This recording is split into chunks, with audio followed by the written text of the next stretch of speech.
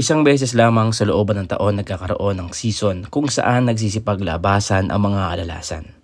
Setyembre, ito ang buwan kung saan ang mga alalasan ay nagsisipaglabasan pero hindi sa loob ng isang buwan. Sila ay lumalabas ng halos nasa 4 hanggang 7 araw lamang. At dahil sa buwan nga ng Setyembre ngayon at may nakapagbalita sa amin na lumalabas na daw ang mga alalasan. Kaya kami ng mga kaibigan ko ay napasugod dito sa may sasahan para manggilaw. Tama nga ang balita, lumabas na ang mga alalasan. Di tulad ng mga alimango, ang mga alalasan ay hindi ganon ka-agresibo. Pero naninipit din sila, kaya nga lamang kapag nadakma na dito sa likod, hindi na maaabot ng kanilang mga sipit. Habang nangingilaw nga kami dito ay mayroon kaming nakasalubong na nakapanggilaw na. Nagulat nga kami dito sa kanilang nakuha dahil halos na sa ika-4 itong sakong malaki ang kanilang nakuha. Yung iba daw ay uulamin nila pero kapag may sumobra, yun ay kanilang ibebenta. Grabe. Nakakatawa nga dahil syempre bukod sa may mapapangulam na sila ay maaari pa ulit silang kumita.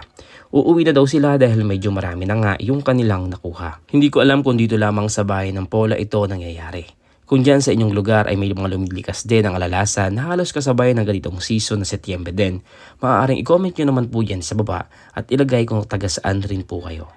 Kung makikita nyo, dinakma lang ito ni Kuya Big Boy.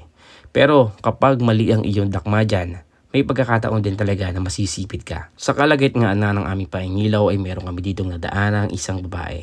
Si ate na napakarami rin mga nahuling mga alalasan. Kasama niya yung kanyang mister, ito daw ay ibebenta niya bukas sa may tiyangge.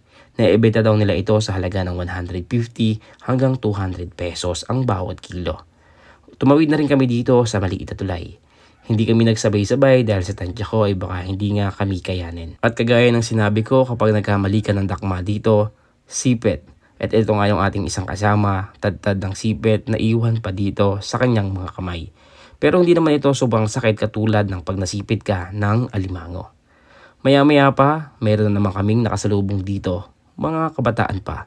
Nakakatawa na kahit sa kanilang murang edad ay marunong silang dumiskarte ng pang-ulam. At kagaya ng sinabi kanina, kapag sumobra at marami pang natira, pwede pa silang makapagbenta. Ganon dito sa amin sa probinsya, kapag bata ka pa lang o nagbibidata ay maaari ka na ng dumiskarte ng makakatulong para sa iyong pamilya. Saludo ako sa inyong kasipagan. At kung kanina manghang-mangha na ako sa mga nahuli nilang mga lalasan, mayroon pa palang mas marami. Nandito sila kuya, kailangan na nilang gumamit ng balagwit dahil sa dami na kanilang nahuli. Bukod pa yung nasa sako, bukod pa yung nandito sa timba. Itinuro na rin nila kung saan ba silang parte ng nguha at yun na rin ang aming pupuntahan. At dahil sa marami na nga silang nahuli at kung dadagdagan pa daw na nila ay baka hindi nila mabuhat, umuwi na sila. Nang mapadaan kami dito sa may puno ng bayabas ay meron kaming nakita ng sapot ng gagamba. Kaya lamang nang buklatin na namin yung dahon, iba yung aming nakita. Ahas pula, nakapulupot, tahimik na nasa taas ng puno ng bayabas. Kaya dahil doon, pinabayaan na namin siya, hindi na rin namin hinanap ang gagamba. Delikado rin kasi mamaya lalo na ito yung ahas pula, kapag kami natuklaw, siguradong malaking problema. At maya-maya pa sa wakas, nakita na namin yung lugar na tinuro ng ating mga nakasalubong kanina kung saan ba sila nanguha. Nakakamangha. Grabe, napakaraming mga alalasan na nagsisipag takbuhan dito. Higit na mas marami ang mga alalasan dito kung ikukumpara doon sa unang lugar na aming pinangilawan. May 2 uri po ng alalasan dito sa amin. Ito po yung mga lumilikas, maliliit ang sukat, hindi po sila lumalaki ng todo. Pero meron din po ditong isang klase ng alalasan na medyo malalaki naman po yung sukat pero hindi po sila lumilikas. Yun po yung mga alalasan na kulay brown at medyo malaki po talaga yung kanilang sukat. Kung makikita nyo, natsyempohan na talaga namin kung nasaan ang napakaraming mga alalasan.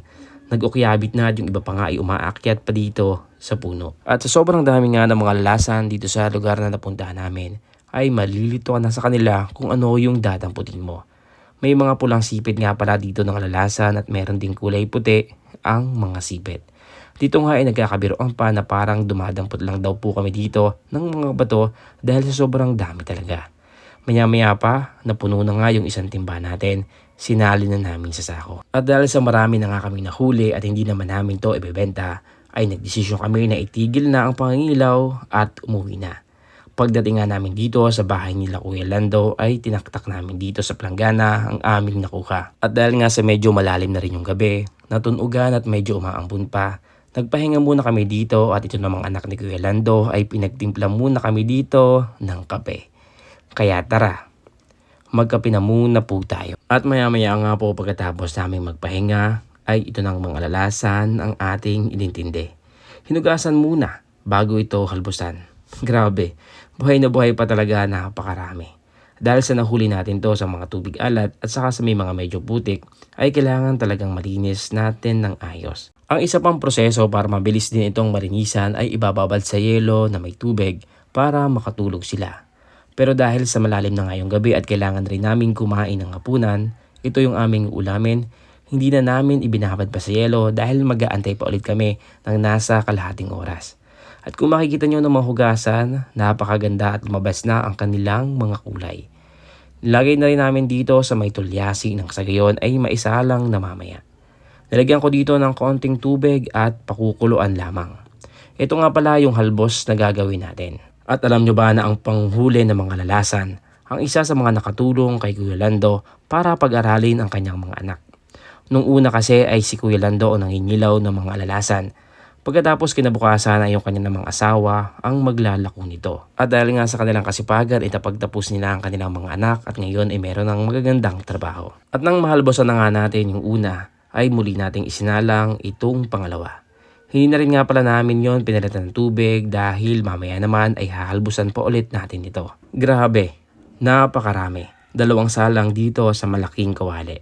At pagkatapos nga nitong halbusan ay pinalamig lamang muna namin. At panahon na para tanggalin naman itong mga tapis. Itong mga tapis dito nga pala naiimbak at lumalabas yung dumi ng mga alalasan. Kaya mahalaga na dapat tanggalin ito bago ulit lutuin. At dahil sa medyo marami nga itong ating mga nakuha ay nagtulong-tulong na rin kami dito nang sa gayon ay mapabilis ang pagtatanggal ng mga tapis dito.